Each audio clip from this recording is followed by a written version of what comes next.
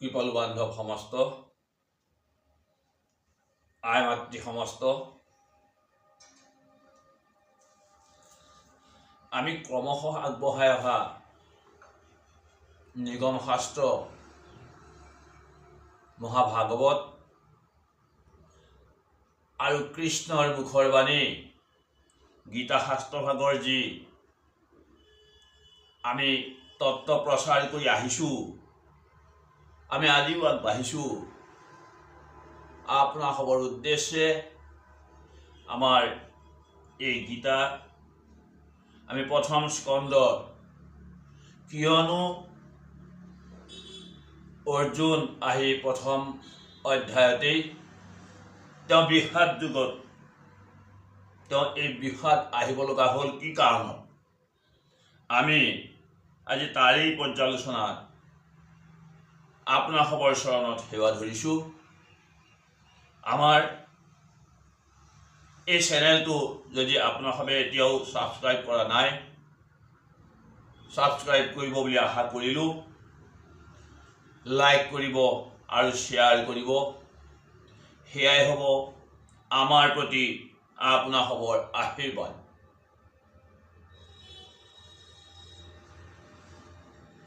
কৃষ্ণ পদে বাৰম্বাৰ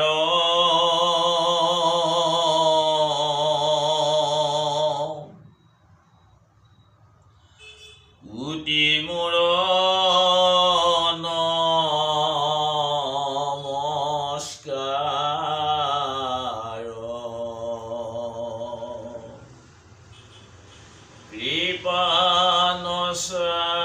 কৃপানচাৰিবা নাৰায়ণ,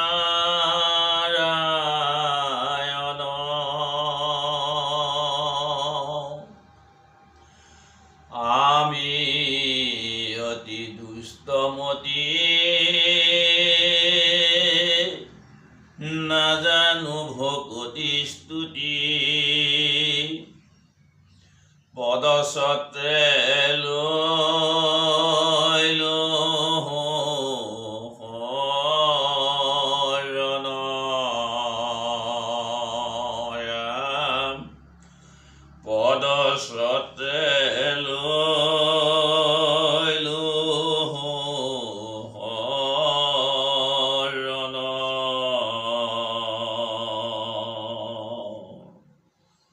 কৃষ্ণ।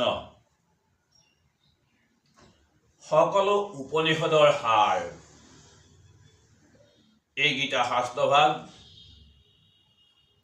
পৰম পুৰুষ পৰমেশ্বৰ ভগৱান কৃষ্ণই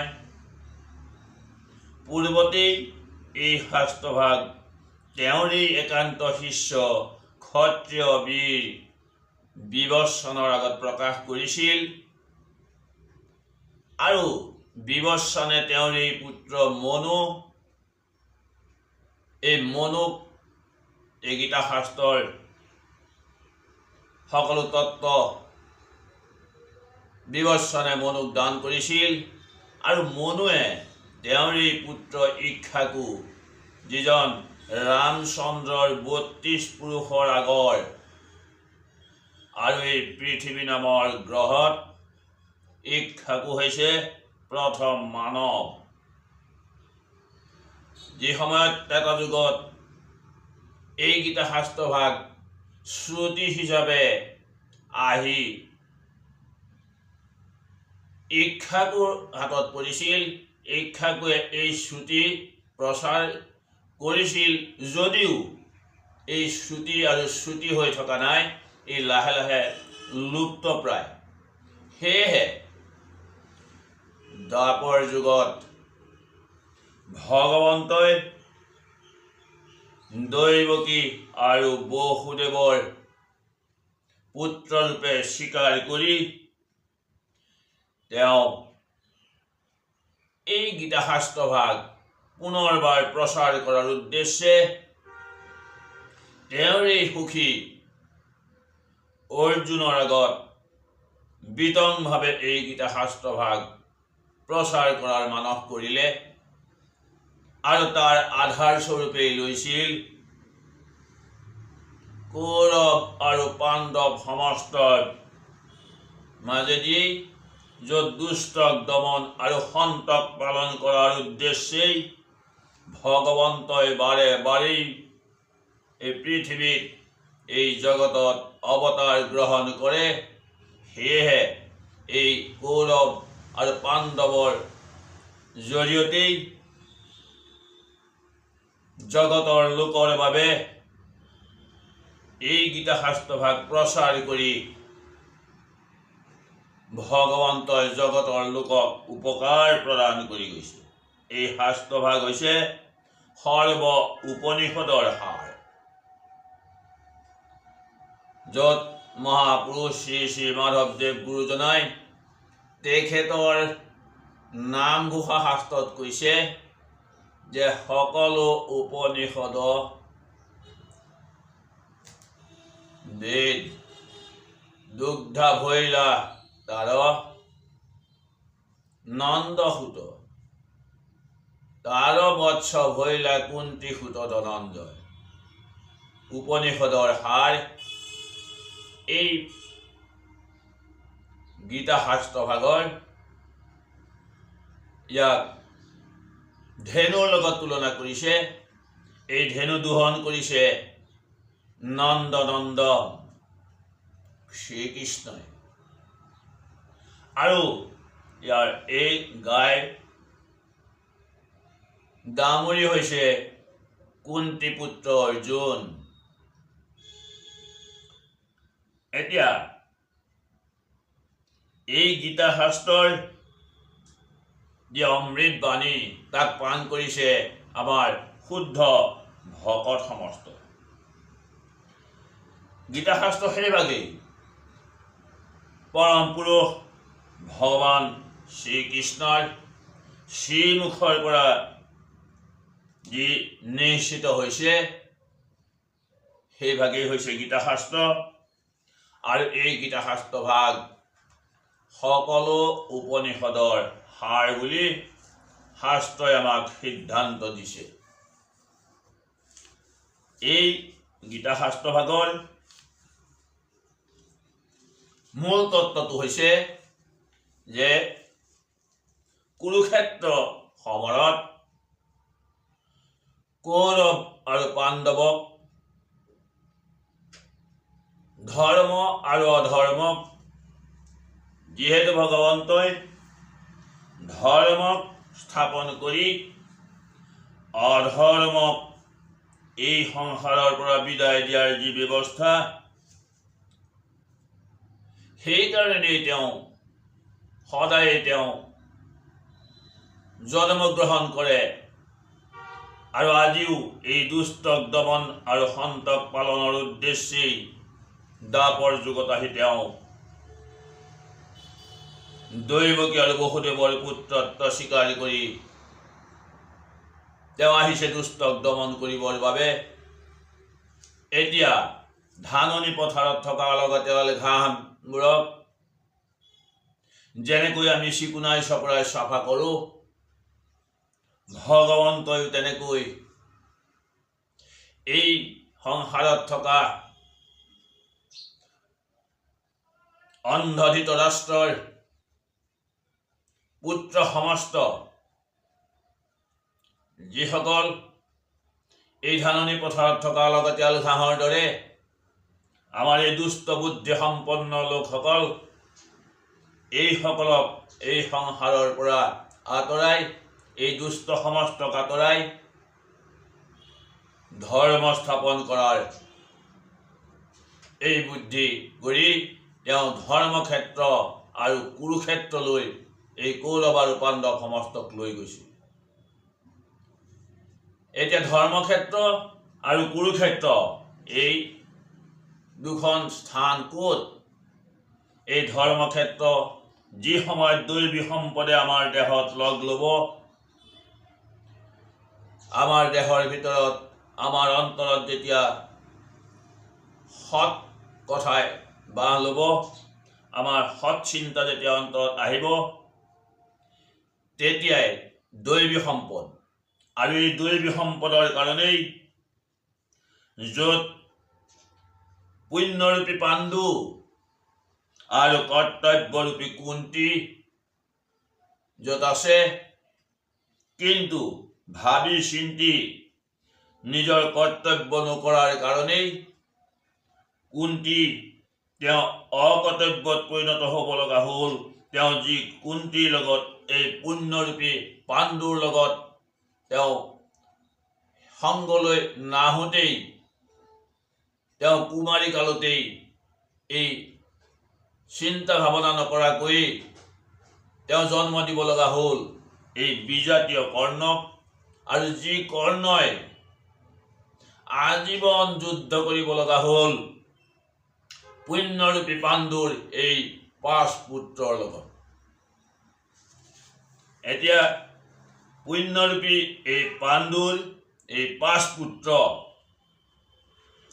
ধৰ্মৰূপী যুধিষ্ঠিৰ আৰু অৰ্জুন হৈছে অনুৰাগ, যি আমাৰ আত্মতত্ত্ব।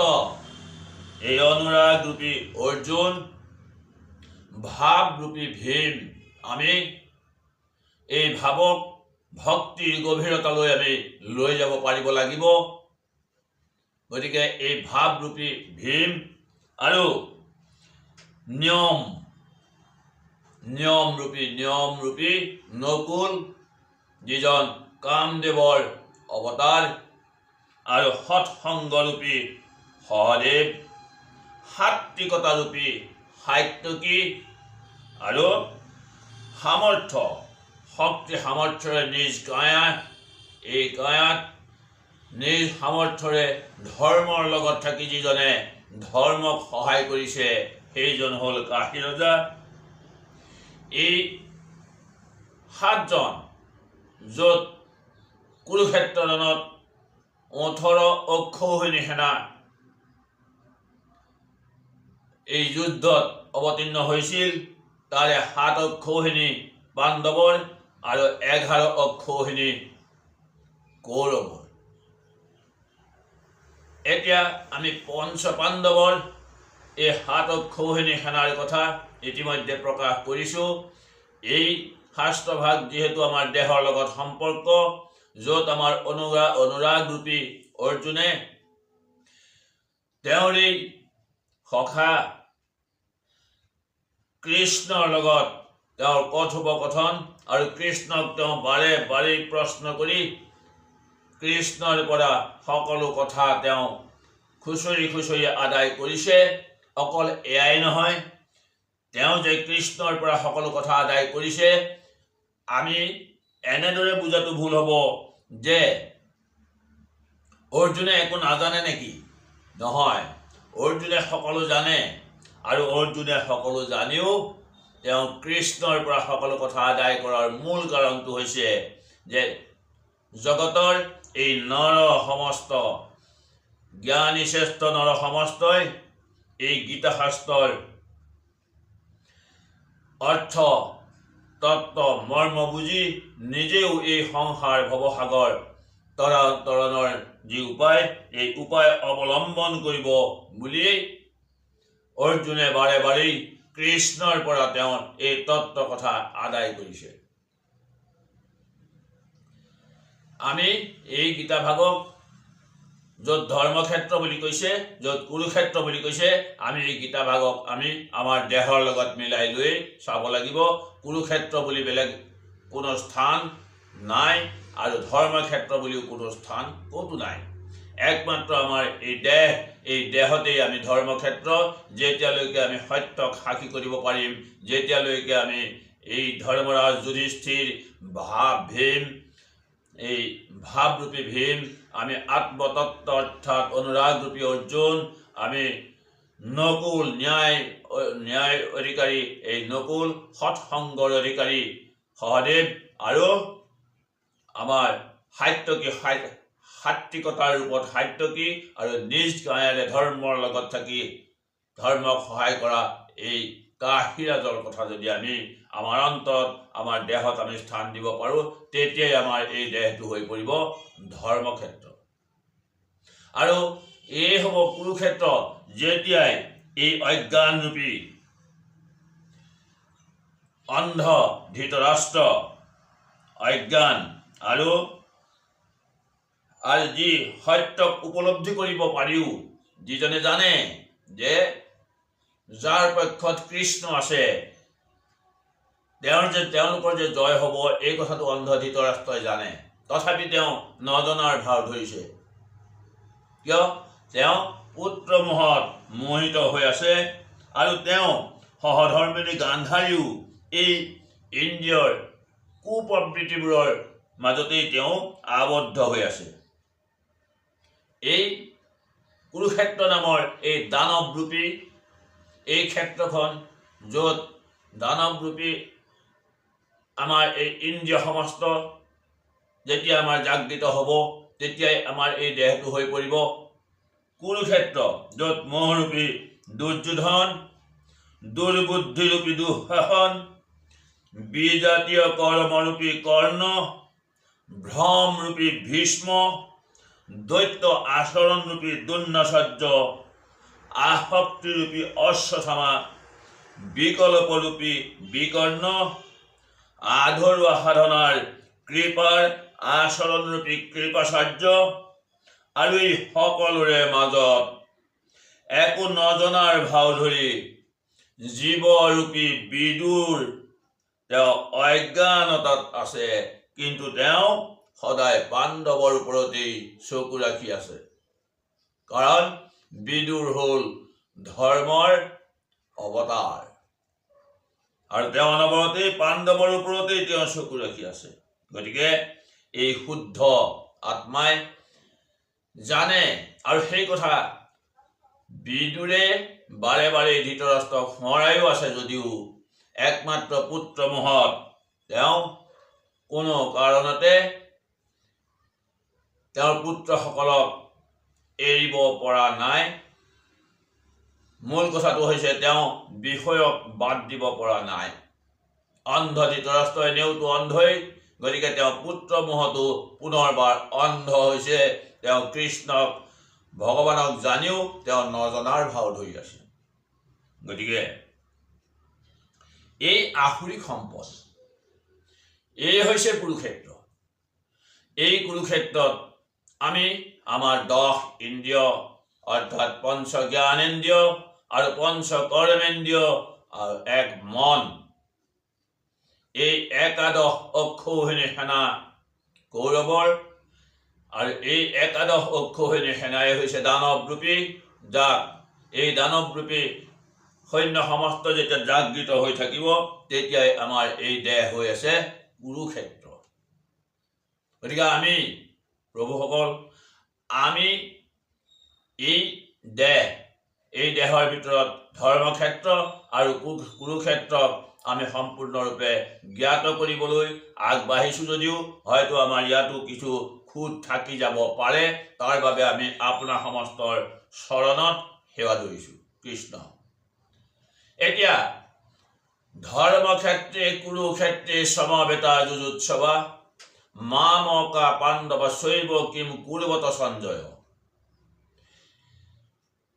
এই দুই দল সৈন্যক ধৰ্মক স্থাপন আৰু অধৰ্মক দূৰ কৰিবৰ বাবেই ভগৱন্তই এই ধৰ্মক্ষেত্ৰ নামৰ কুৰুক্ষেত্ৰলৈ দুই দল সৈন্যক লৈ গৈছে।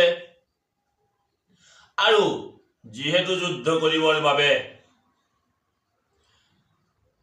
দুই দলৰ সৈন্য গৈ কুৰুক্ষেত্ৰ নামৰ স্থানত সেই পুণ্যভূমিত উপস্থিত হৈছে, সেই সময়ত অৰ্জুনে তেওঁৰ এই ৰথৰ সাৰথি কৃষ্ণক তেওঁ কৈছে যে এই দুই দল সৈন্যৰ মাজত কোন কোন আহিছে, নিজৰ প্ৰাণক আহুতি দিবৰ বাবে, নিজৰ প্ৰাণক বিসৰ্জন দিবৰ বাবে কোন আগবাঢ়ি আহিছে? আমি তাকে চাব বিচাৰিছোঁ। তুমি দুই দল সৈন্যৰ মাজত এই ৰথখন ৰাখা। আৰু কৃষ্ণই কিন্তু তেতিয়াই অৰ্জুনৰ অভিপ্ৰায় বুজি পালে, আৰু বুজি পাই তেওঁ বাৰে বাৰে অৰ্জুনক বুজাইছে যে তুমি বুজা নাই, তুমি বাৰে বাৰে নজনাৰ ভাও ধৰিছা, কাৰণ তুমি অবিদ্যাত আছা। তোমাৰ মোৰ আগত কেইবাবাৰো জন্ম হৈ গৈছে, এতিয়াও হৈছে আৰু আগলৈকো হ'ব। একমাত্ৰ তুমি অজ্ঞানত থকাৰ কাৰণে তুমি মোক জনা নাই। এতিয়া তুমি যে এইসকলক চাব বিচাৰিছা, এইসকলক চাই তোমাৰ লাভ নাই, কাৰণ এইসকল আততায়ীসকলক বধ কৰিলে তোমাৰ কোনো দোষে নচুৱে। এতিয়া অৰ্জুনে ভাবিছে মোৰ ইষ্ট কুটুম্ব, দাদাই ভতিজা, শহুৰ শাহু সমস্তক মই বধ কৰি মইনো কাৰ ওপৰত ৰজা হ'ম। গতিকে তেওঁ যুদ্ধ কৰাৰ পৰা তেওঁ বিৰত থাকিব খুজিছে। আৰু এইখিনিতেই কৃষ্ণই তেওঁক বাৰে বাৰে বুজাইছে। আৰু এই বুজনি এই হৈছে এই 18 দিনৰ এই গীতাশাস্ত্ৰ 18 অধ্যায়ৰ 18 দিনৰ 18 অধ্যায়ৰ এই গীতাশাস্ত্ৰ, য'ত পঞ্চম বেদ মহাভাৰতৰ ভীষ্ম পৰ্বৰ 25 অধ্যায়ৰ পৰা 42 অধ্যায় পৰ্যন্ত এই হৈছে গীতা। আৰু এই গীতা ভাগ কুৰুক্ষেত্ৰ ৰণস্থলীত ভগৱন্তই অৰ্জুনৰ আগত প্ৰকাশ কৰিছিল, অৰ্জুনক একমাত্ৰ জ্ঞান দান দিবৰ বাবে।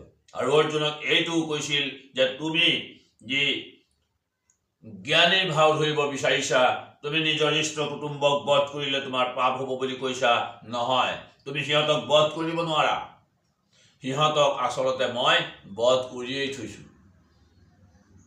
কিয়নো যেতিয়া তেওঁলোক জন্ম হৈছে, মই তেওঁলোকৰ লগত এটা বস্তু দিয়েই পঠাইছোঁ, সেইটো হৈছে মৃত্যু নামৰ সেই সম্পদটো মই তেওঁলোকৰ লগত দিয়েই পঠাইছোঁ। গতিকে জন্ম হ'লে যে এদিন মৃত্যু হ'ব লাগিব, সেই কথাও কৃষ্ণই অৰ্জুনক বুজাইছে। আৰু অৰ্জুনে এই কথা জনা নাই যে তেওঁৰ যিজন সাৰথি, তেওঁৱেই যে সৃষ্টি স্থিতি আৰু প্ৰলয়ৰো অধিকাৰী, এই কথা কৃষ্ণই এই পৰ্যন্ত বুজি উঠা নাই। আৰু তাকে বুজাবৰ কাৰণেই কৃষ্ণই অনবৰতেই তেওঁক জ্ঞান দান দি গৈ আছে। আৰু এই সময়ত যদিও জ্ঞান দান দিছে, তেওঁ প্ৰথম অধ্যায়ত তেওঁ ইষ্ট কুটুম্বৰ প্ৰতি এই মহা মোহ আহিল। আৰু এই মোহ অহাৰ কাৰণেই তেওঁ কৃষ্ণক কৈছে যে আমি যুদ্ধৰ পৰা বিৰত থাকিব লাগিব, আমি ভিক্ষা কৰিয়েই খাম, তথাপি মই ইষ্ট কুটুম্বক বধ কৰিব নোৱাৰিম। এই কথাৰ কাৰণেই কৃষ্ণই তেওঁক বাৰে বাৰেই বুজনি দি গৈ আছে। আৰু ইয়াতেই কৃষ্ণ তেওঁক বুজনি দিয়াৰ চলেৰেই জগতৰ লোকক এই গীতাশাস্ত্ৰৰ জ্ঞান দিবলৈ আগবাঢ়িছে। আৰু অৰ্জুনেও বাৰে বাৰে সুধি সকলো তত্ত্ব উদ্ধাৰ কৰিছে। য'ত আমি অৰ্জুনক আত্মতত্ত্ব বুলি ক'বলৈ গৈছোঁ, সেই আত্মতত্ত্ব য'ত আমাৰ লগত আছে, আমিও আমাৰ লগত থকা এই ভগৱন্ত পৰমাত্মাৰূপী ভগৱন্তক আমি আত্মতত্ত্বৰে সৈতে মঠিব লাগিব। আমাৰ দেহ, এই দক্ষৰূপী এই দেহটোক, অহংকাৰৰূপী এই দেহটোক আমি আত্মতত্ত্বৰে মঠি আমি এই পৰমাত্মাৰূপী ভগৱন্তৰ পৰা আমি আমাৰ এই গীতামৃত তত্ত্ব আমি আদায় কৰিব পাৰিব লাগিব। কৃষ্ণ প্ৰভুসকল, আমি আজি আপোনাসৱৰ উদ্দেশ্যে দুআষাৰ যে আগবঢ়াইছোঁ, ইয়াত হয়তো কোনোবাখিনি দগা পিছা ভুল ভ্ৰান্তি হ'ব পাৰে। সৰ্বদোষ মৰিহৰণ কৰি আপোনাসৱে আমাৰ প্ৰতি আশীৰ্বাদ প্ৰদান কৰিব। আমি আজি এই পৰ্যালোচনা যদিও ইমানতে সামৰিছোঁ, আমি ক্ৰমান্বয়ে গীতাশাস্ত্ৰৰ তত্ত্ব অৰ্থ মৰ্ম আমি আপোনাসৱৰ উদ্দেশ্যে আগবঢ়াই যাম বুলি আশা ৰাখি আপোনাসৱৰ শ্ৰীচৰণত পুনৰবাৰ সেৱা ধৰি আমি আজিৰ পৰ্যালোচনা ইমানতে সামৰণি মাৰিছোঁ। কৃষ্ণ হৰি ৰাম কৃষ্ণ।